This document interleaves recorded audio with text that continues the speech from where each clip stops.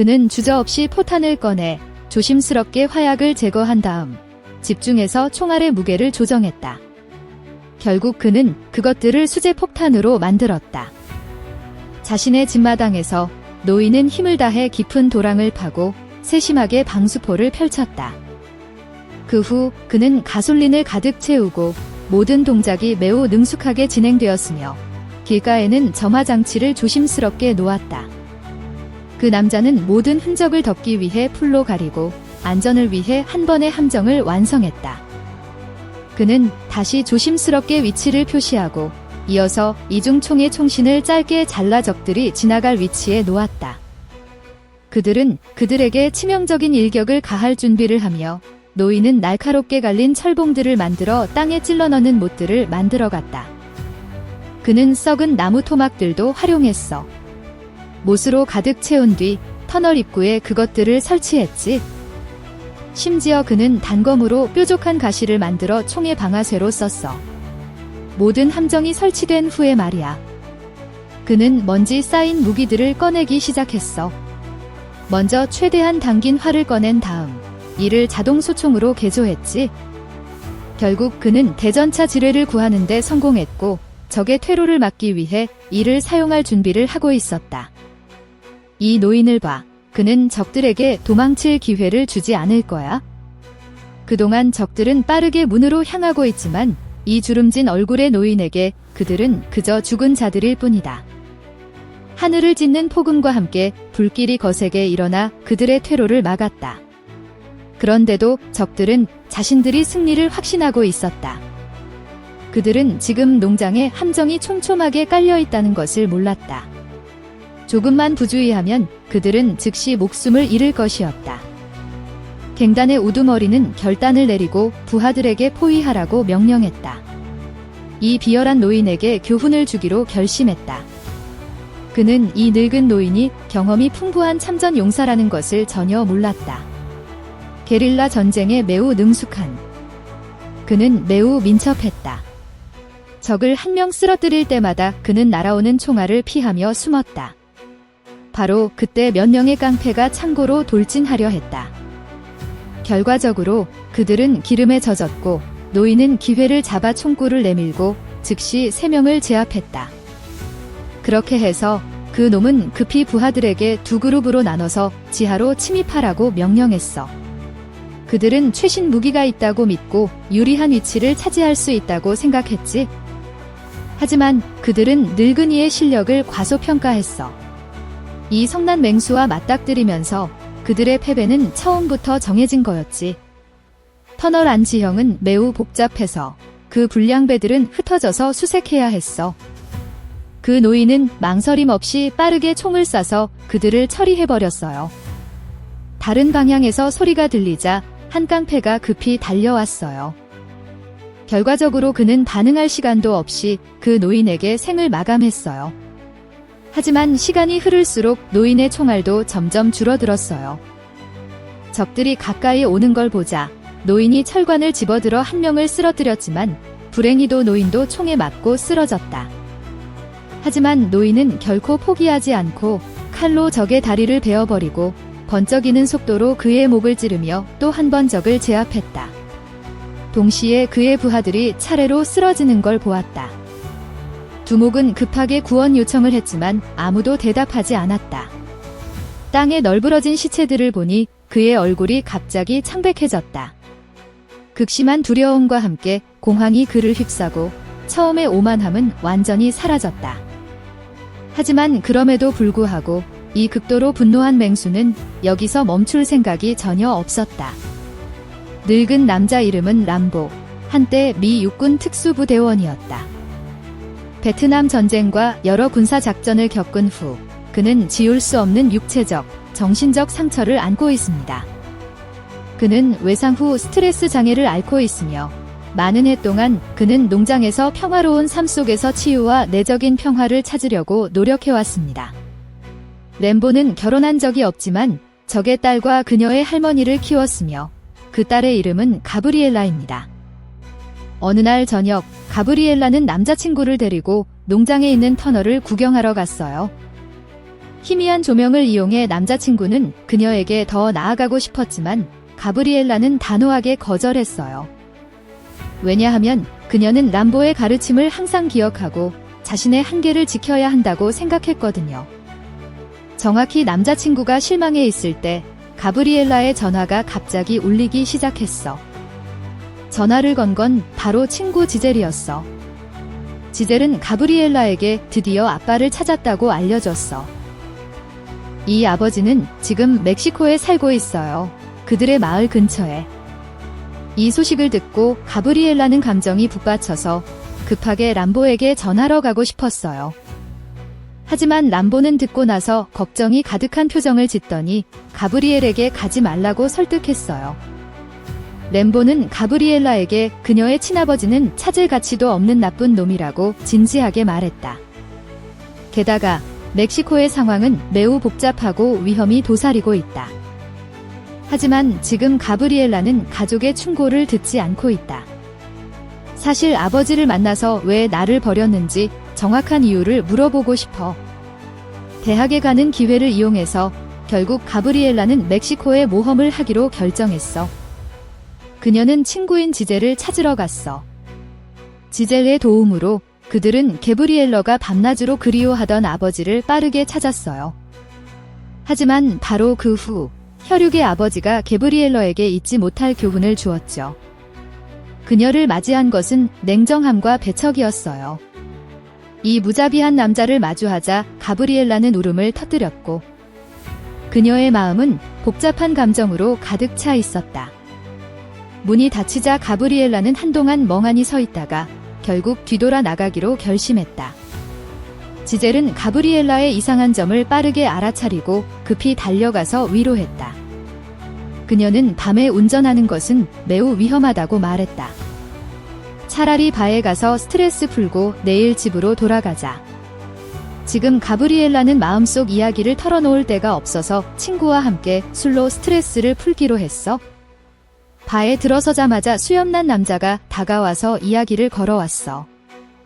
가브리엘라는 세상의 경험이 전혀 없어서 그의 달콤한 말에 전혀 저항할 수가 없었어.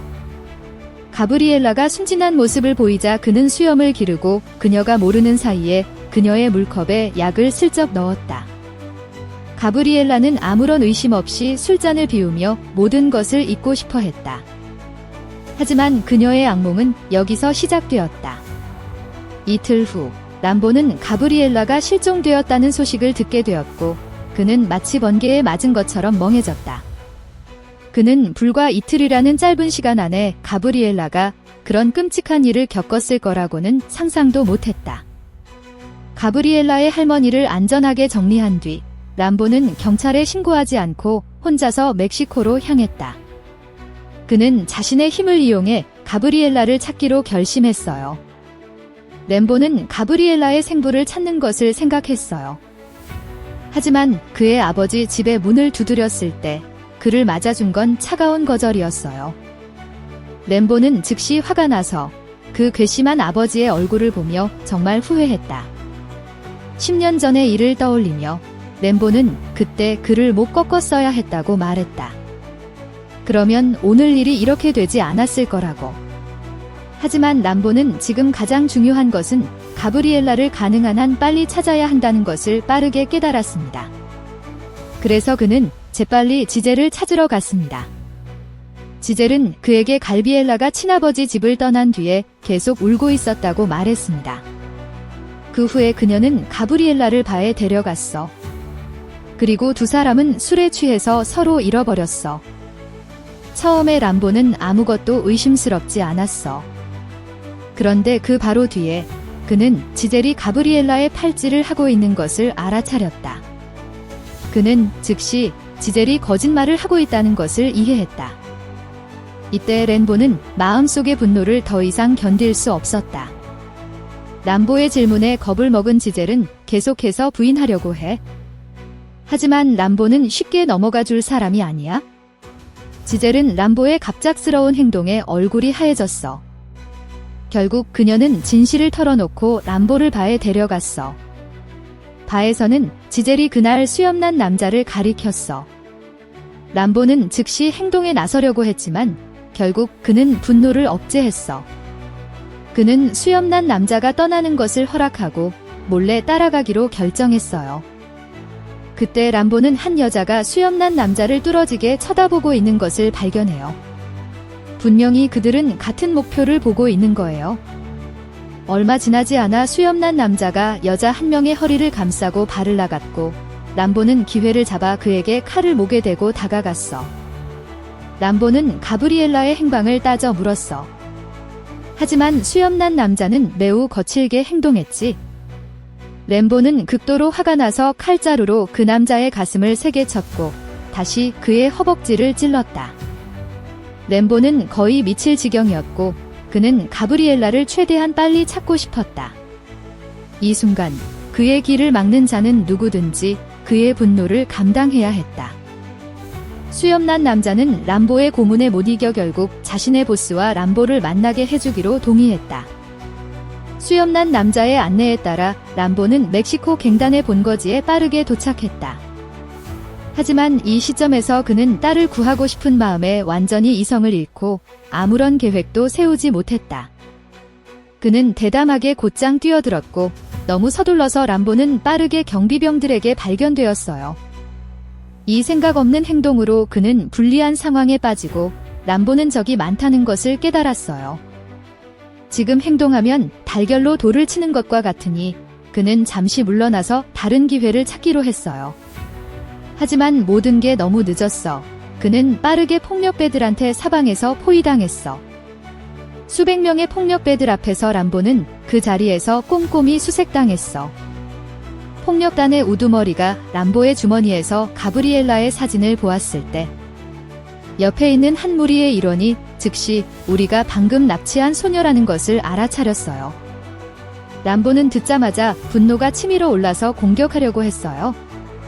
그런데 바로 수십 개의 총이 그의 머리를 겨냥하고 있었어요.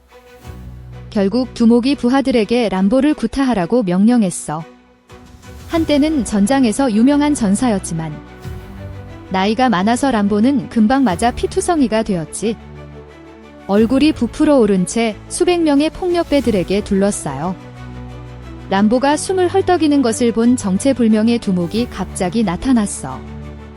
그가 람보를 살려준 이유는 알 수 없지만 그는 가브리엘라의 사진을 들고 있었어. 사람이 람보의 칼로 그의 얼굴을 긁었어. 이건 람보에 대한 경고와 모욕이야. 폭력 조직의 우두머리는 빅터 마르티네즈야. 그의 형은 휴고 마르티네즈라는 이름을 가진 멕시코의 악명 높은 잔인한 인신매매범이야. 그들은 오랫동안 멕시코에서 밀가루를 거래하고 있어. 그들의 세력은 단지 강해진 게 아니라 그 밑에 용병들도 정말로 사납고 험악해. 여기는 이 지역에서 악명 높은 어두운 세력이에요. 갱단 사람들이 떠난 후에 다행히 람보가 혼수 상태인 걸 한 여자가 발견해서 살렸어요. 알고 보니 그녀는 그날 바에서 수염난 남자를 주목했던 여인이었어. 그 남자가 람보를 여기로 데려올 때 그녀도 몰래 따라왔던 거지? 같은 시간에 보스가 람보를 살려주니까 그 부하가 정말 화가 났어. 그는 가브리엘라에게 분노를 쏟았다. 그는 그녀를 죽이기로 결심했다. 부하의 애원 앞에서 우두머리는 그의 의견에 동의했다.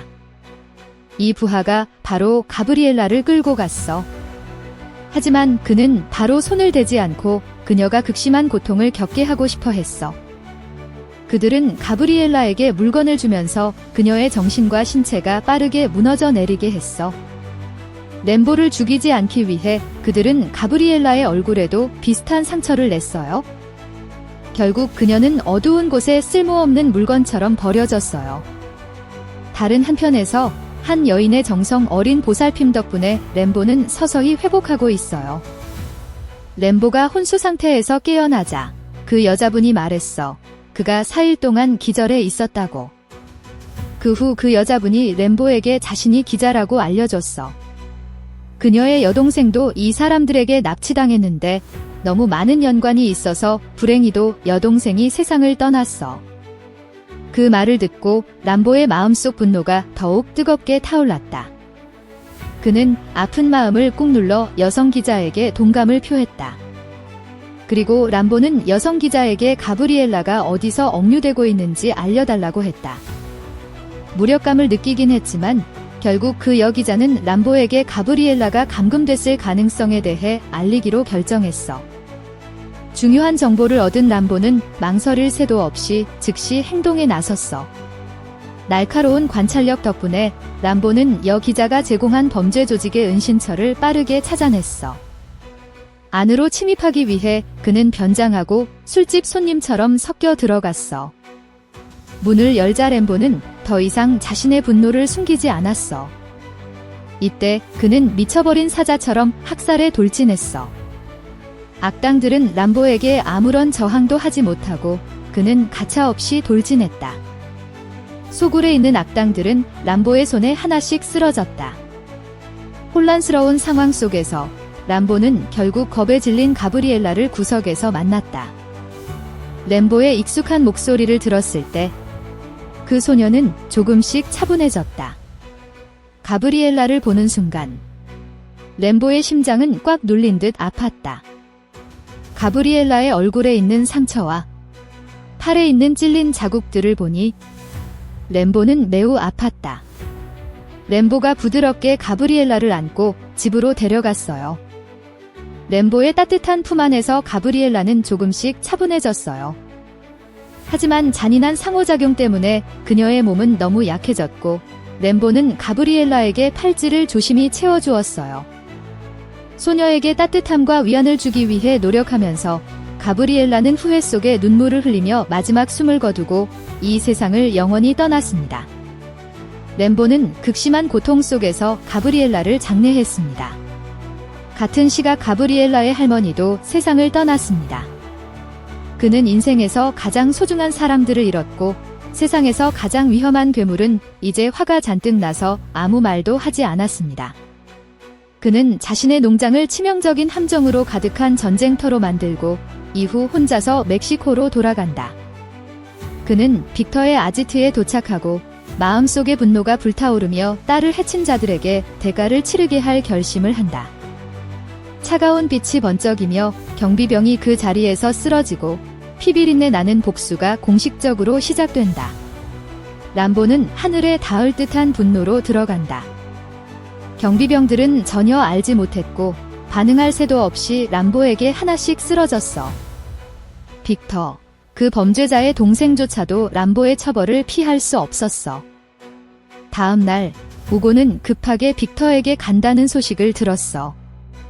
눈앞의 광경에 그는 멍해졌다. 빅터의 머리가 없고 그의 가슴에는 가브리엘라의 사진이 꽂혀 있었다. 사진에는 농장의 주소가 적혀 있었고 람보의 대담한 도발에 휴고는 분노가 치밀어 오르며 수백 명의 부하들을 모았다. 모두가 사납고 휴고의 지도 아래 무기를 움켜잡고 있었다. 그들은 람보의 농장으로 성큼성큼 다가왔지만 우고는 예상치 못했어. 가장 무서운 적이 자신의 딸의 묘지에서 그를 기다리고 있었어. 조금 후 우고의 차량이 농장 입구에 나타났지만 가까이 가지도 못했을 때 람보가 버튼을 눌렀어. 큰 폭발 소리가 들리고 농장으로 가는 길이 불바다가 됐어. 휴고는 재빨리 차에서 내려서 부하들과 함께 공격했지만 인원이 많음에도 불구하고 휴고는 약해 보였어. 람보의 조밀한 함정과 게릴라 전술에 맞서서 폭력배들은 금세 람보에게 처참히 무너졌어. 휴고는 부하들을 이끌고 터널로 들어가기 위해 군을 두 그룹으로 나누어야 했다. 복잡한 지형 때문에 그들은 흩어져서 수색을 해야 했고 그게 바로 람보가 바라던 상황이었다. 그러면서 폭력배들이 하나씩 쓰러져가고 휴고는 완전히 동요하게 되었다. 휴고가 부하를 부르자마자 람보는 즉시 폭탄을 작동시켰어. 터널이 격렬하게 흔들리기 시작했고 농장의 땅도 무너졌어. 혼란스러운 상황 속에서 휴고는 겁먹고 도망쳤지만 휴고는 정말 멕시코에서 악명 높은 수괴야. 비록 궁지에 몰렸지만 휴고는 여전히 목숨을 걸기로 결심하고 총을 꽉 쥐고 차분함을 유지하려고 노력했다. 하지만 람보의 분노 앞에서 그는 더 이상 탈출할 길이 없었고 바로 그때 휴고가 총알을 점검하고 있었다. 람보는 갑자기 유령처럼 나타나서 주저하지 않고 활시위를 당겨 화살을 발사했다.